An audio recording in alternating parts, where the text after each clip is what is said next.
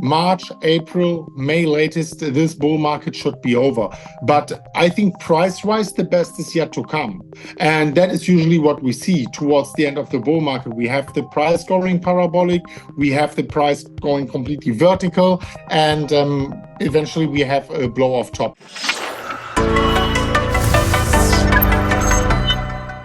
This episode is brought to you by Gemini, which is one of the top crypto exchanges in the industry. I've been a user of Gemini for many years. They make it easy for you to buy, sell, and trade crypto.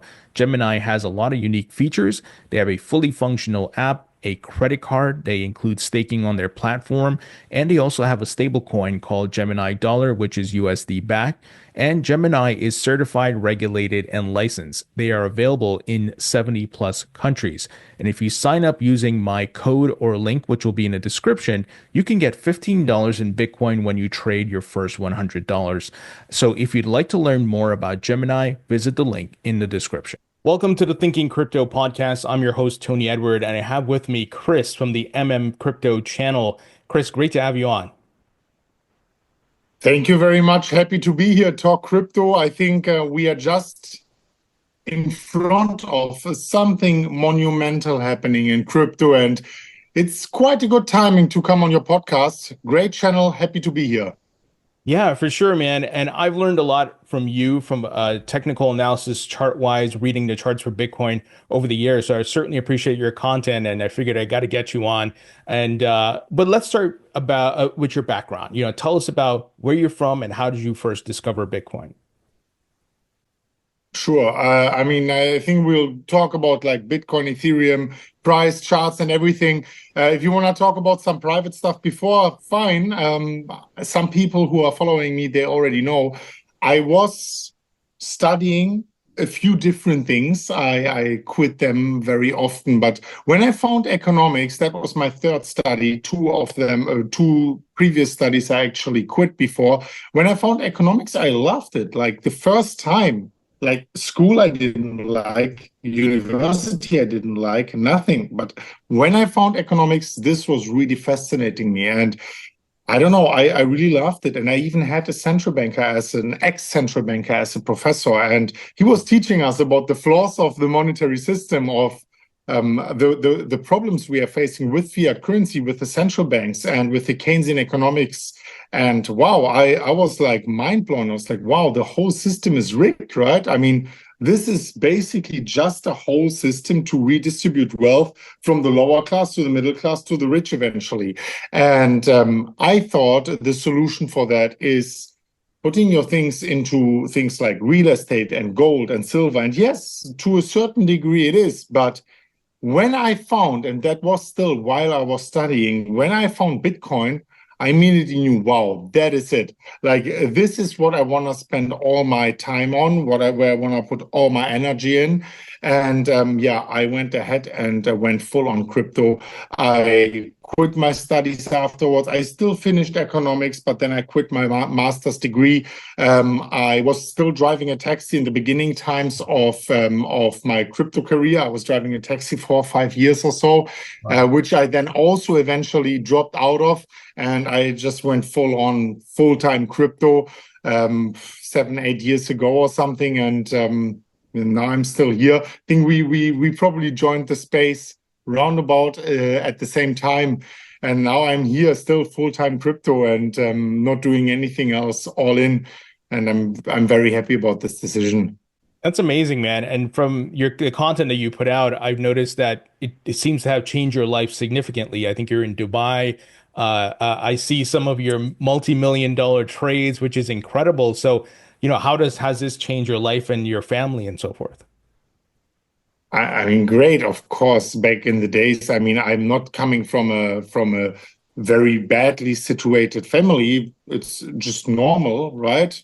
Not crazy, not bad, just normal, right? I was always very happy and satisfied with that. So from that standpoint, it's not that I'm coming straight out of the slums, even though I was kind of growing up in the worst, like around about the worst area of my hometown.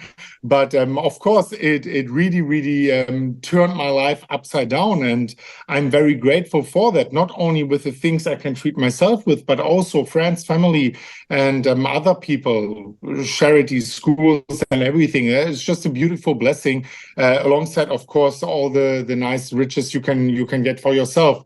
So that was really beautiful, and up until today, I really enjoyed a lot. But I can tell you, everyone who's listening this and who is striving for like a lot of wealth in life, it is nice, it is satisfying you, but it does not eventually really make you happy, right? Satisfaction and happiness are two completely different things.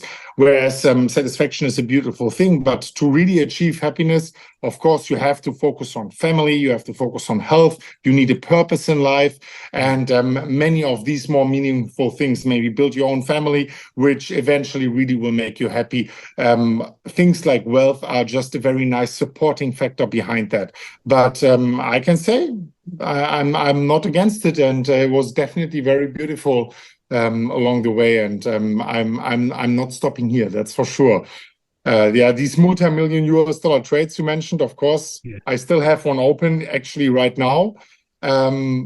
It looks amazing, but what people don't see, or what many people don't see when they look at my channel now, is in the bear market, I got liquidated on 2 very big trades beforehand. That was my whole strategy all along. I said, I am going to open a big Bitcoin long position. If I get liquidated, I will open in one immediately again. If I get liquidated, I open one again. So I waited until Bitcoin retraced around about 50% from the all-time high, and I started opening these positions. I got liquidated 2 times, maybe 3 times, on like $150,000, $200,000, $300,000 of my own money. Wow. So, but I knew Bitcoin is not going to go to zero. Eventually, I'm going to hit the bottom. And once I hit the bottom, I'm going to scale up as the Bitcoin bull market goes higher. And that's what I did. And now, of course, I have this trade is like $8 million in a profit, probably like 15 times more than I lost previously. Before I actually opened this eventually successful trade. I did the exact same thing in the last bull market. I said I'm going to do the same thing again. Some people followed me. Many people thought I was crazy. But in my opinion, this is like an amazing strategy. And I'm going to do the same thing in the next Bitcoin bear market again, just with an eventually even bigger position. So I think if you do it like that, I mean, you can do day trading, swing trading. That's a little bit more complicated then, of course. But if you do a position trade like that, it's pretty easy, I have to say. Then you just need to know where to actually scale up when we are breaking resistance areas. And I think we will talk about some resistance areas for Bitcoin and predictions about that a little bit later on as well. Yeah. How did you learn about technical analysis? Like, what was your journey there? What tip would you give for like people who are like, what the hell is technical analysis? How do I read the charts and so forth?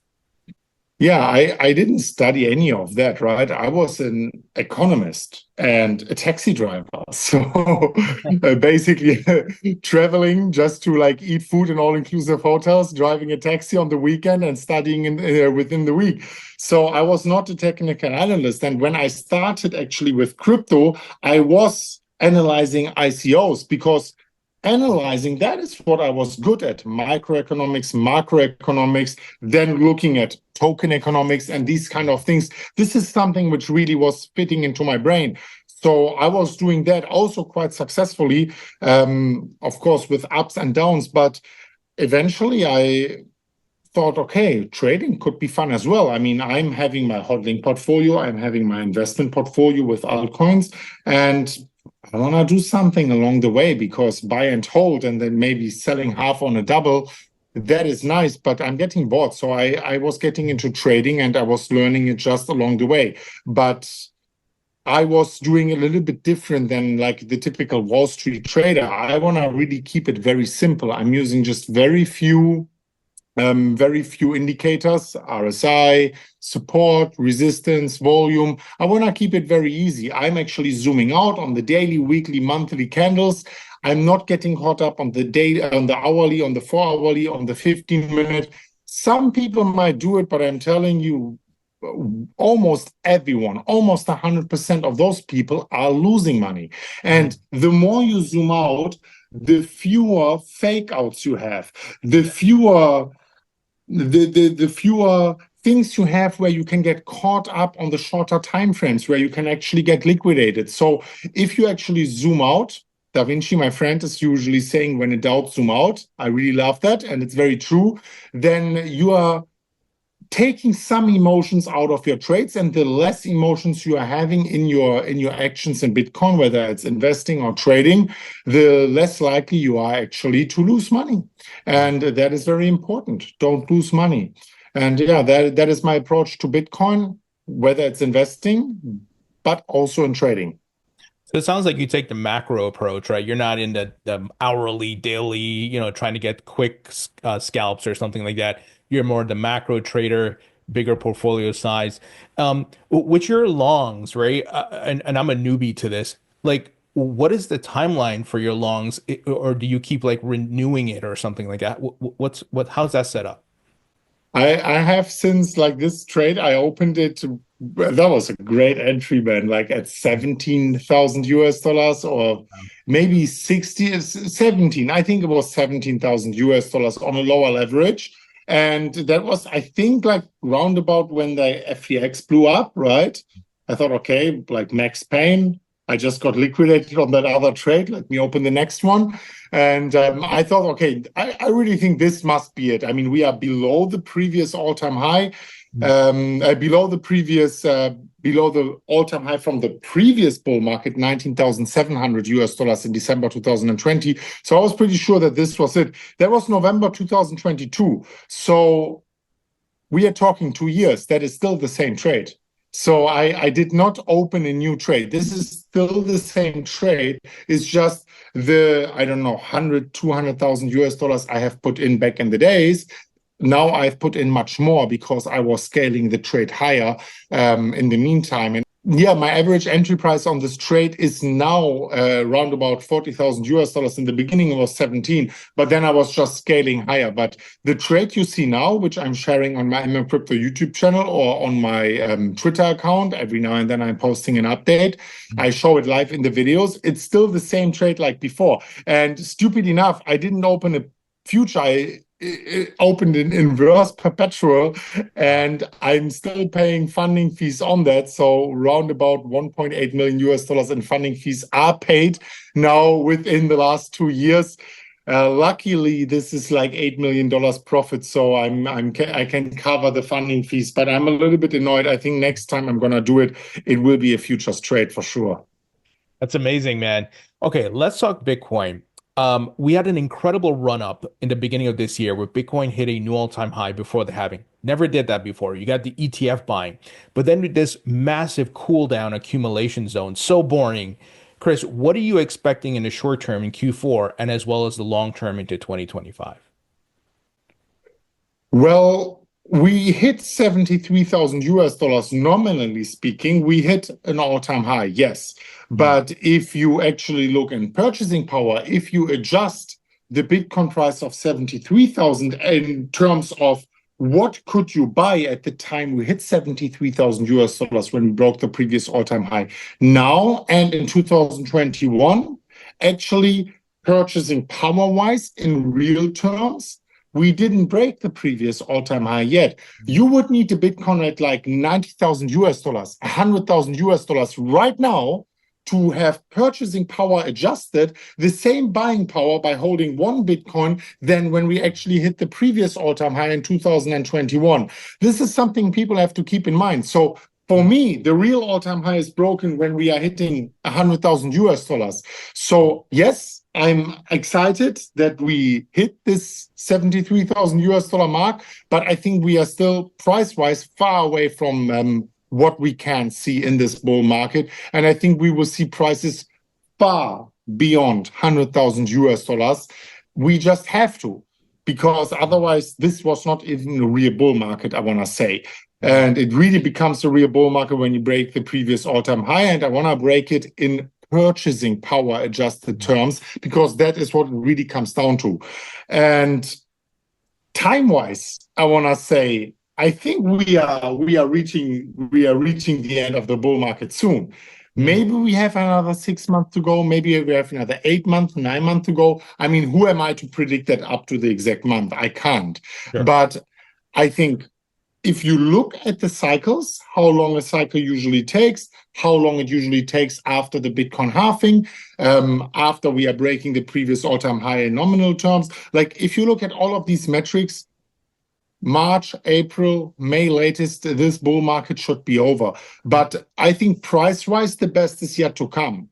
And that is usually what we see towards the end of the bull market. We have the price going parabolic, we have the price going completely vertical, and eventually we have a blow-off top. So the last 6, 7, 8 months can give us another 200, 300% in price gain. That is possible. I'm not saying necessarily it's going to happen, but at least $150,000 is something I want to be expecting. So that would mean another 150% at least from here within 6, 7 months. So something you are waiting for years before. In the end of the bull market, this can happen within a few weeks. And I think this is what is going to happen. It takes some time, whether it's next month, whether it's next week, whether it's really starting in December, but it has to happen anytime soon. This is my prediction. What models do you use to help get an idea of the approximation of the top price? Is it Fibonacci? Is it Elliot Wave? How do you, calculate that on the charts? Well, first of all, we have, as the market is maturing, if we have more and more market cap actually denominated to the crypto market, we have diminishing returns to scale. As the market gets more mature, percentage-wise, we have smaller returns. Whether we are going to have a super cycle or something in the future, okay, this is something we can maybe discuss in another episode, and it's really, really a lot connected to exogenous factors. But just looking at the charts, I'm using, of course, the Bitcoin monthly chart, just the normal channels, support, resistance, easy. I think Fibonacci doesn't really work for approximating the Bitcoin all-time high. What I really like to do and what I found to be mind-blowingly accurate is actually on-chain metrics. And I don't know if you discussed on-chain metrics on your channel before. Probably you did. I see you are pumping out a lot of content. But on-chain metrics, it's amazing. It's something we have never had before. I mean, if you want to look at Tesla, you can look into the fundamentals of Tesla, the stock, right? You can look at, okay, what's the sales, what's the debt, like what's the earnings per share, or whatever, right? You can look at all of these things. You can look at the chart and do technical analysis. But what you can't do is you can't go to Wall Street or to the New York Stock Exchange. You can't tell them, show me all your insights. Show me who is buying Bitcoin, who is buying Tesla, who is selling Tesla.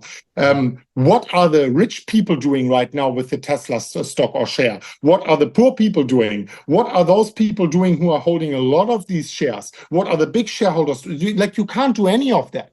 With on-chain metrics, you can. You can go into the Bitcoin blockchain. You can see what are the whales doing right now? What is the smart money doing? What is the dumb money doing? What are those people doing who are holding Bitcoin for 1 year, for 4 years, for 8 years? That is the smart money. What are the people doing which are buying Bitcoin last week? Are they getting shaky right now? And so on. Like, this is really valuable insights, really valuable data points. And I am asking myself the question, when is this finally getting mainstream? It is getting a little bit more mainstream already as people are covering it, of course, but it is by far not where it should be. And that is actually a great opportunity, because I think on-chain metrics, whether you're doing it on Glassnode or anywhere else, I like to use Glassnode, I think it's an amazing opportunity. The moment everyone, AI models and like all mainstream people are using it, I think it will be the moment when you can't really use it anymore. But now I still find it to be very, very accurate.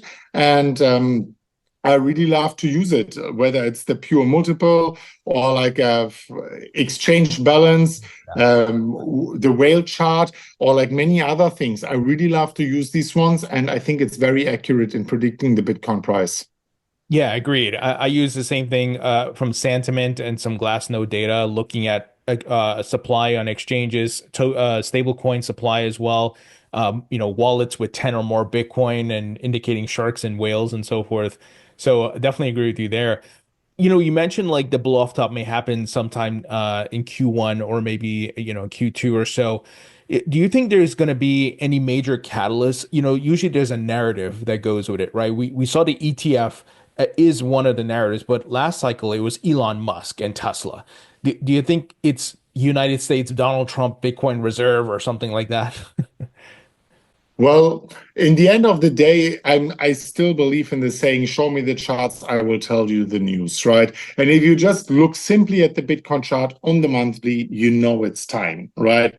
We are consolidating among the all-time high, 73,000 US dollars. I can send you over a chart, which you can maybe overlay here if you want, where every time Bitcoin comes close to the all-time high, it's usually after the halving. Now we are again after the halving. We are consolidating. The moment we break it, that is the last phase of the Bitcoin bull market. So we've been consolidating for way too long already. The moment we are going to break it, there is another 6, 7, 8 months historically usually to go. And that's when the Bitcoin bull market top usually happens. That is a similar thing I'm expecting right now.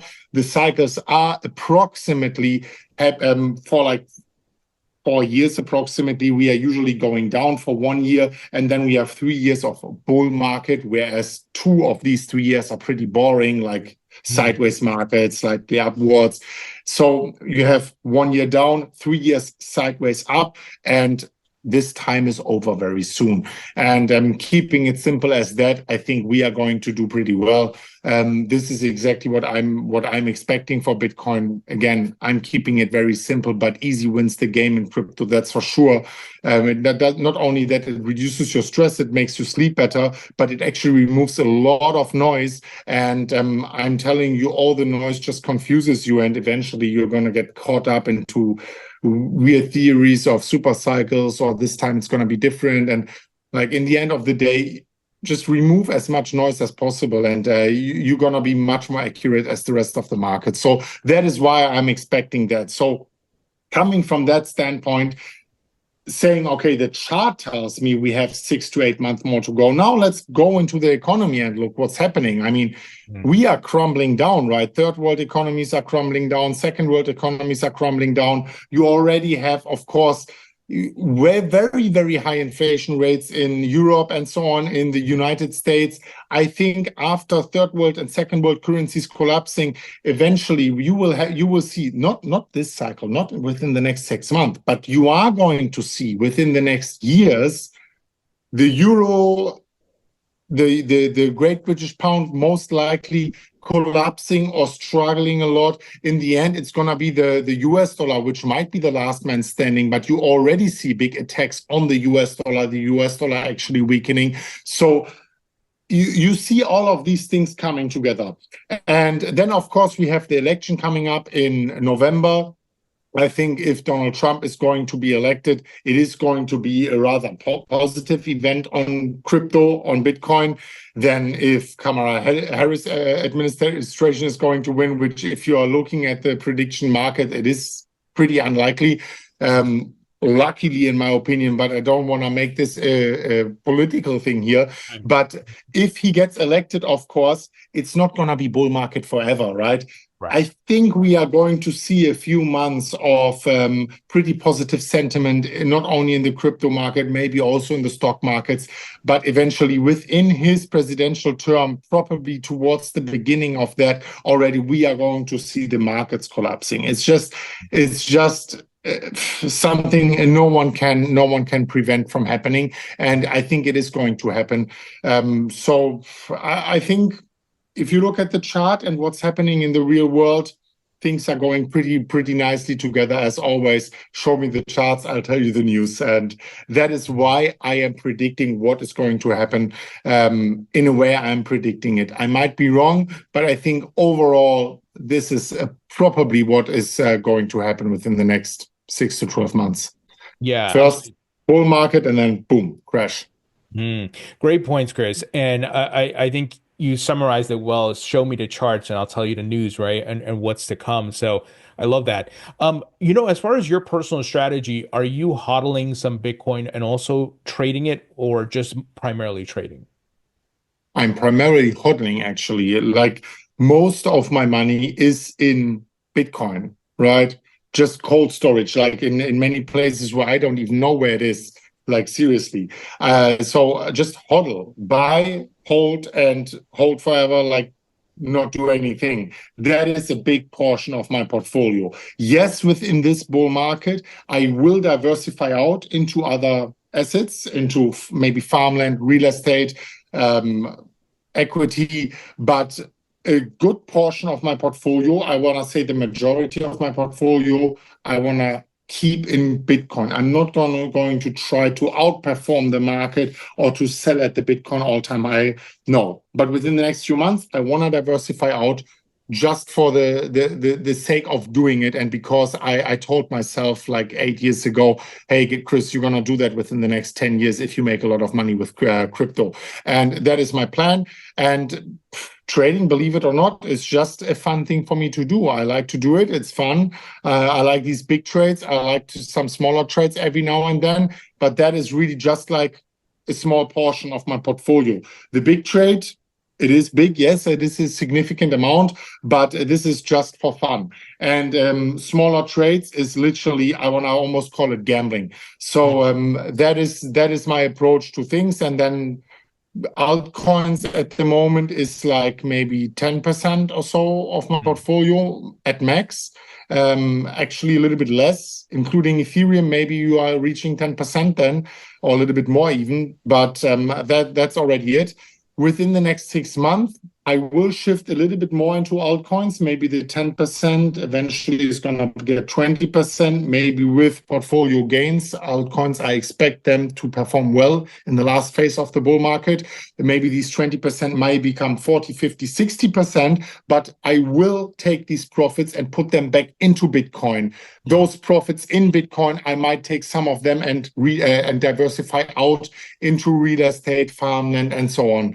So that will be my approach.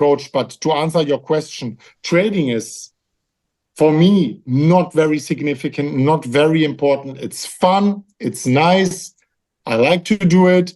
But the most important thing, and this is what I want people to understand, is focus on why Bitcoin is important, why you want to have Bitcoin, because in the future, when you really realize why you want to have Bitcoin, when hyperinflation hits or when confiscations are going to happen, that's too late. You want to be exposed to Bitcoin beforehand. You want to hold Bitcoin beforehand, and you want to be ready when these apocalyptic times are coming. And that is the main approach, I think, and that is very important for me, and that is why most of my Bitcoin is in a hodling portfolio. Really great insight. And you mentioned, I know you have an Ethereum trade. What is your price prediction for Ethereum, maybe as Bitcoin tops out and we hit a massive alt season?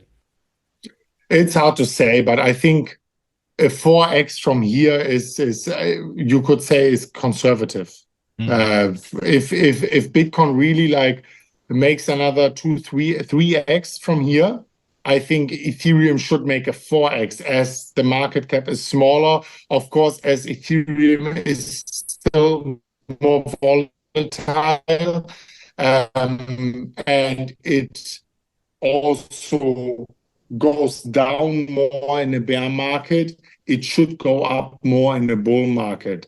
Bitcoin was, I think Ethereum has still some time to shine. It's going to be only a few weeks, but I think a $10,000 Ethereum is realistic if Bitcoin reaches at least $150,000. Are you in your small altcoin basket that you have, right? You mentioned like less than 10% and so forth. Are you holding any Solana, XRP, stuff like that? No Solana, but I am holding some. I just missed out on Solana, and it's just wrong for me to jump on something which went up 500-600%. I'm not saying Solana is a bad project. I'm not saying it's not gonna go up. I think a lot of your followers are having Solana. Congratulations to your gains. Missed out on that. That's fine. I made amazing gains with Sui recently and Aptos, so that was really cool. I'm holding XRP. I'm not an XRP fanboy. I love everyone in XRP. If you are watching this, you are an XRP fanboy. Amazing. We need you in that space. Beautiful. I wish you a lot of gains. I'm holding some XRP myself. without being a fanboy, without even being a big follower or friend of them holding a good sum of XRP. And it was a stable coin for long enough. I think if the altcoins are taking off with the SEC issues being resolved, I see some positive times or some good opportunity for XRP within that upcoming altcoin cycle as well. Chris, great stuff. I got some wrap-up questions here for you. First, if you could create your own metaverse, what would the theme be?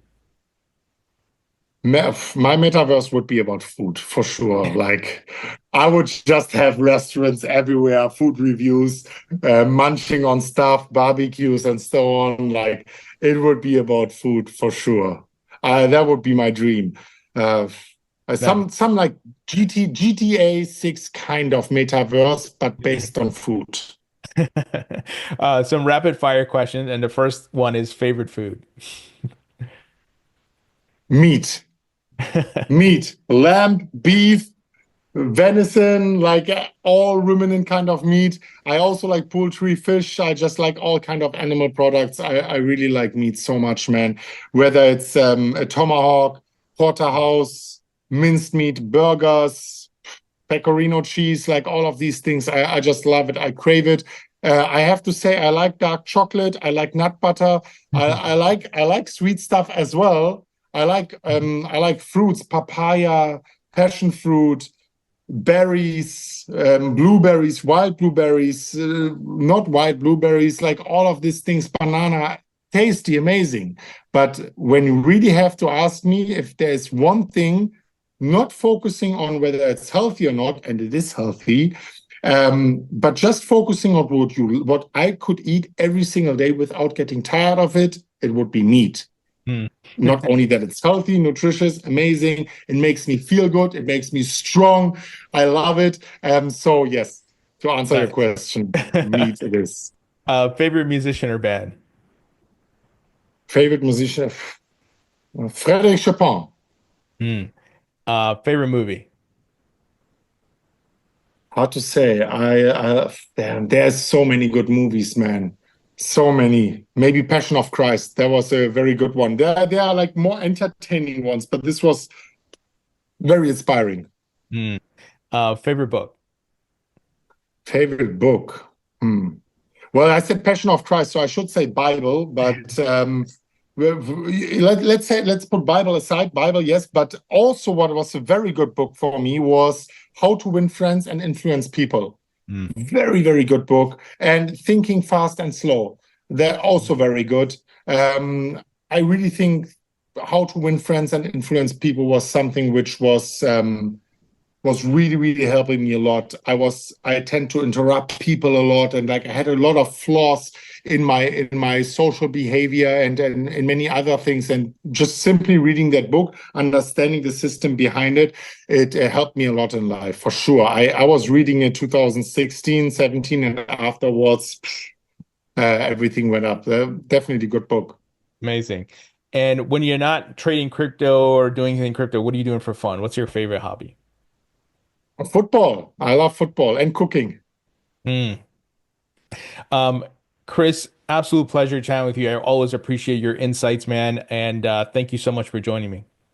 Thank you very much, man. It was awesome to be here. I can't wait to see afterwards when you publish that channel. Maybe in the comment section, some people can leave their favorite altcoins, and I will go into your video in the comment section. Maybe I will engage a little bit with the people.